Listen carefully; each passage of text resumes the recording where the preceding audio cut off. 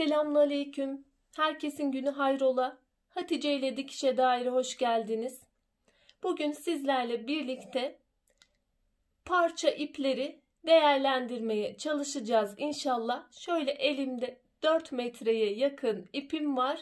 Onu bugün değerlendireceğim. Umarım beğenirsiniz. Çalışmaya başlamadan önce kanalıma abone olup videoları beğenerek bana da destekte bulunabilirsiniz.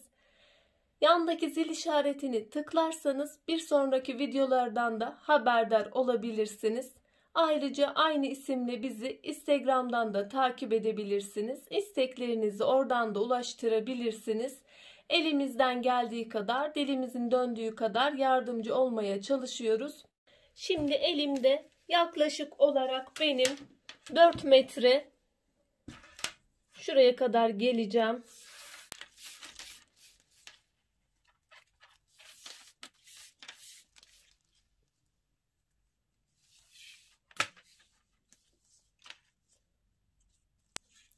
Yaklaşık olarak 4 metre ipim var. Bu ipten bugün supla göstereceğim. İpimin markası bu şekilde.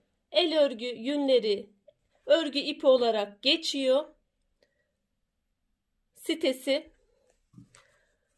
Ayrıca dikiş ipine de ihtiyacımız var.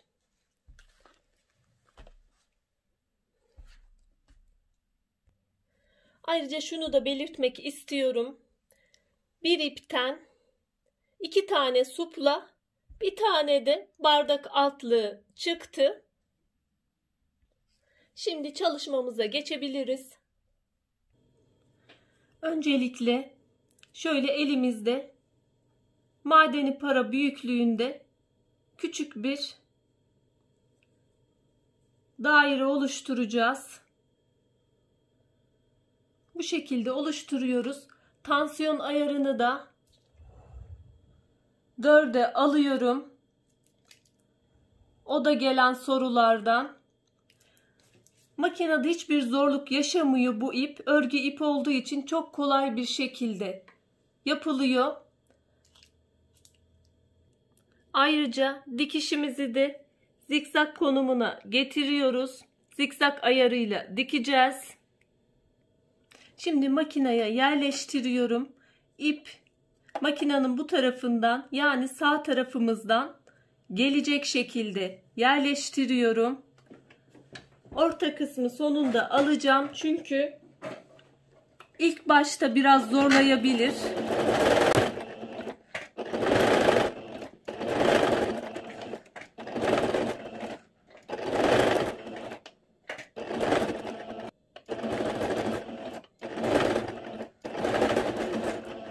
Biraz büyüttükten sonra şu ortada bıraktığım kısmı da tekrar dikiyorum.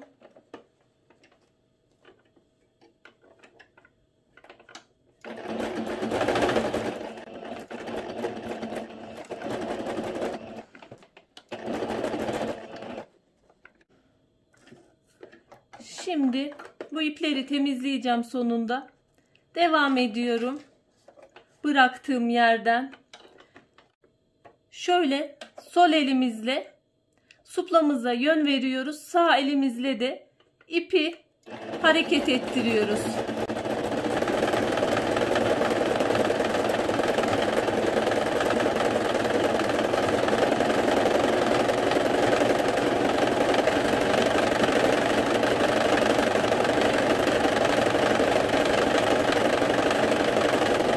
Ayrıca şunu da belirtmek istiyorum.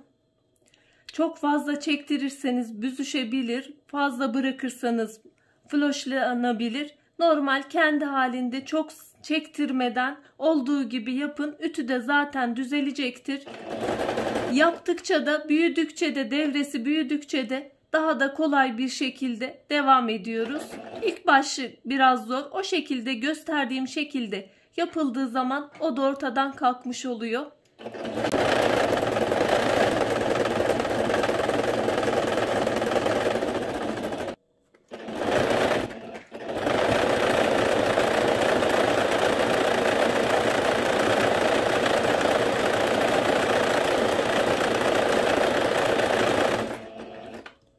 Şimdi ipi şöyle direkt yanına getiriyoruz. Arada boşluk bırakmıyoruz.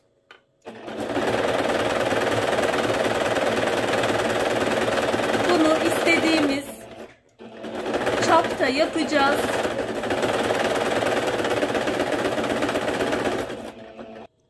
Şöyle istediğim büyüklüğe geldiğinde çapını ölçüyorum.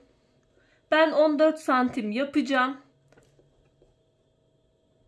Şöyle 14 santime yaklaştım ve bitirmek üzereyim. 15 santim de yapabilirsiniz. Kalan ipten çıkıyor. Benim biraz arttı. Şöyle bir devre daha dönebilirsiniz. 15 santim şeklinde de yapabilirsiniz. Ben 14 santim çapında yaptım. Şöyle sona geldiğimde de şurada bir farklılık oluşmaması için şöyle yavaştan suplamın altına doğru ipimi alıyorum.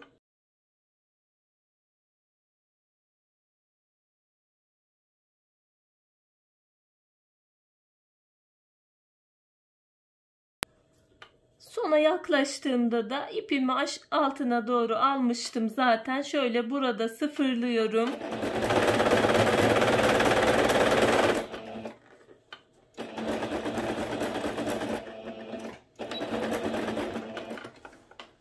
Şöyle arka taraftan kesiyorum. Şurada da tekrar bir pekiştirme yapacağım.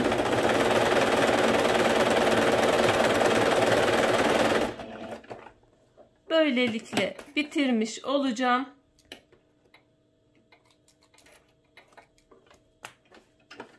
Şimdi diğer işlemlerine geçebiliriz. Şöyle bardak altlığımı yani suplamı bitirdim. Böyle sade şekilde de bırakabilirsiniz. Küçük bir fiyonk da iliştirebilirsiniz. Bana kalsa bu şekilde tercih ederim. Ama bugün bir farklılık yaptım. Küçük bir fiyonk yapıyorum.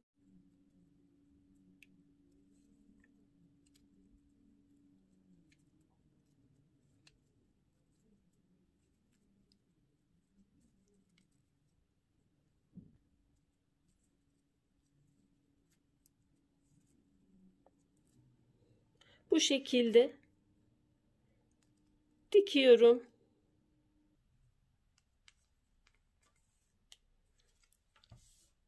Şu birleştirdiğim ipi sıfırladığım yere doğru da dikiyorum. 4 tane yapmış oldum. Şöyle yakından da gösteriyorum. Şöyle bardaklarımı da yerleştirdim. Nasıl durduğunu görmenizi istedim. Büyüklüğünü de görmüş olursunuz. Bunlar da daha önce yaptığım suplalarıydı. Bunların da videoları var. Umarım faydalı bir çalışma olmuştur. Şimdiden yapmak isteyen, denemek isteyen arkadaşlara kolaylıklar diliyorum. Allah'a emanet olun. Hoşça kalın, sağlıcakla kalın.